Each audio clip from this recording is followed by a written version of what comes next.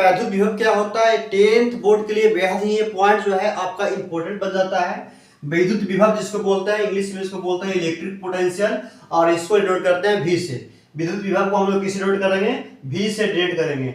अब इसका हम परिभाषा देखेंगे, सूत्र देखेंगे और इसका मात्रक देखेंगे, और एक ऐसा राशि है बेहद ही इंपॉर्टेंट है बोर्ड एग्जाम के पर्पज से। चलिए हम लोग देख लेते हैं वैद्युत विभव कहते हैं किसको है। तो सबसे पहले आप ये जानिए, मान लेते हैं कि देखो एक ऐसा हम तीर के निशान बना रहे हैं, इसको समझाने का हम प्रयास करेंगे ऐसा, ठीक है।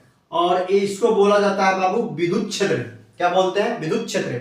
विद्युत क्षेत्र का मतलब ये होता है कि मान लिया जाए यहाँ पर कोई आवेश है, किसी भी आवेश प्लस भी हो सकता है, माइनस भी हो सकता है, धनात्मक या ऋणात्मक, किसी भी आवेश के चारों तरफ वह क्षेत्र जहां पर कोई दूसरा आवेश आए ना, तो उस आवेश पर आकर्षण या प्रतिकर्षण का अनुभव करे या बल लगता है, उसी को बोलते हैं विद्युत क्षेत्र।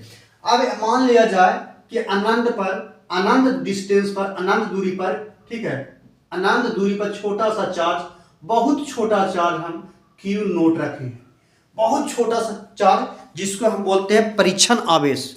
क्या बोलते हैं, परीक्षण आवेश बोलते हैं। बहुत छोटा सा चार्ज हम रखे हैं, अनंत पर रखा हुआ है। कहाँ रखा हुआ है, अनंत पर। और उस चार्ज को, उस आवेश को उठा करके विद्युत क्षेत्र के, उस आवेश को उठा करके विद्युत क्षेत्र के किसी एक बिंदु पर हम रख दिए।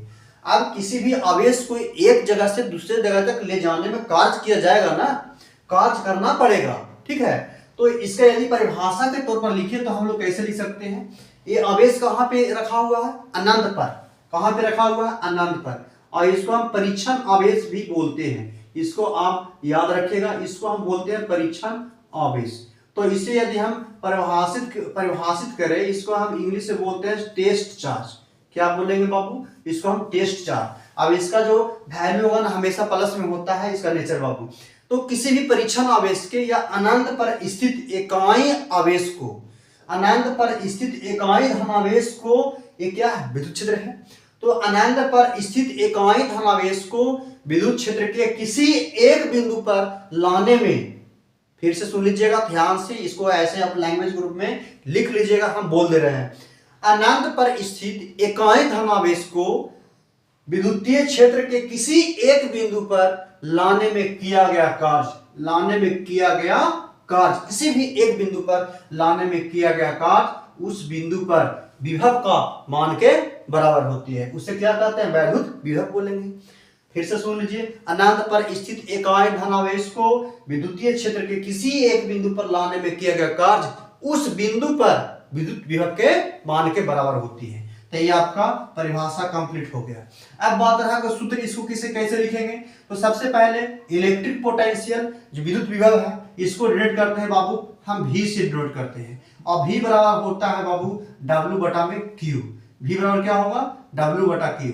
यानी विभव बराबर, यदि हम ऐसा लिखना चाहे लैंग्वेज ग्रुप में, तो विभव बराबर ये आपका हो जाएगा कार्य